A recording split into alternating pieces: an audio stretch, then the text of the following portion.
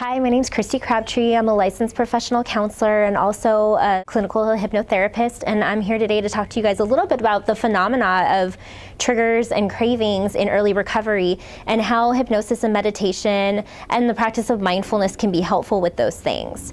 So when we think about a trigger or a craving, that mental obsession that occurs prior to experiencing the trigger and craving, what often happens prior is that we are exposed to old using friends, old playgrounds, or things that remind us of our addiction. And the phenomena of craving, if you've ever experienced yourself, you know it's a 5 sensory experience. We experience it with all of our senses, right? When we think about alcohol or our drug of choice, we might begin to salivate, our palms probably sweat, our blood pressure skyrockets. It's a very visceral or physical response to what we're experiencing in the outside world.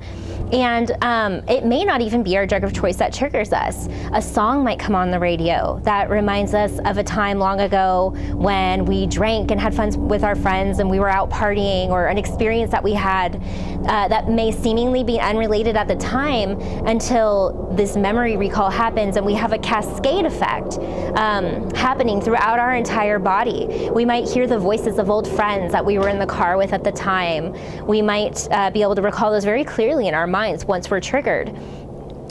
So craving is a full body, 5 sensory experience that's very hard to get away from once we are experiencing it. But the practice of hypnosis and mindfulness can make it much easier to cope with.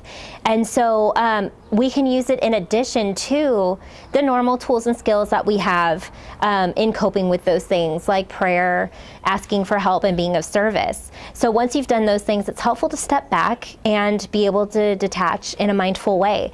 And so through the process of hypnosis, what we can do is recall some of those memories that may be problematic and lead to triggers or cravings, to kind of recall some of those experiences, and then begin to minimize some of the visceral reaction that we have to those experiences and some of the emotional reaction that we have to those experiences. The other thing that we can do is, of course, lower our stress. We all know that stress tends to be the #1 offender when it comes to creating triggers and cravings, besides, of course, being exposed to your drug of choice. So managing stress is so key in early recovery, and something that we all need to work on diligently, whether we're an addict or not. You know, stress leads to a lot of issues, health issues and emotional issues as well. So hypnosis teaches us how to manage stress and how to manage our emotions in a much more effective and productive way. So it's a process of being able to slow down our thoughts and calm our mind and calm our body all at the same time.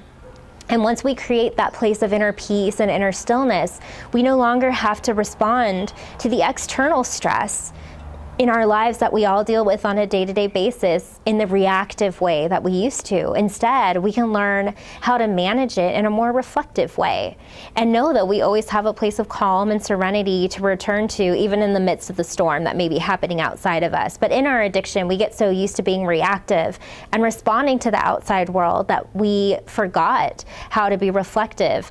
And in addiction, our brain's structure actually changes. So this prefrontal cortex that tends to have control over our limbic system, it's damaged. And so our prefrontal cortex is responsible for our emotional regulation and distress tolerance, our judgment, and those things are impaired. Something called hypofrontality occurs, where that portion of the brain loses control over the pleasure center. And now pleasure is the driving factor in our day-to-day lives, which creates the unmanageability. And so through hypnosis, what we learn how to do is what we've forgotten in our disease, which is to regulate our emotions and start to learn how to tolerate distress in a more productive way. So if hypnosis is something that you learn, you can then learn how to meditate and include that as a daily part of your practice. And it tends to have an effect in a cumulative manner, kind of like working out. If you want to lose 10 pounds, you can't go to the gym once and expect to shed the weight. Well, you can't meditate or try hypnosis once and expect to have, you know, emotional regulation and distress tolerance skills.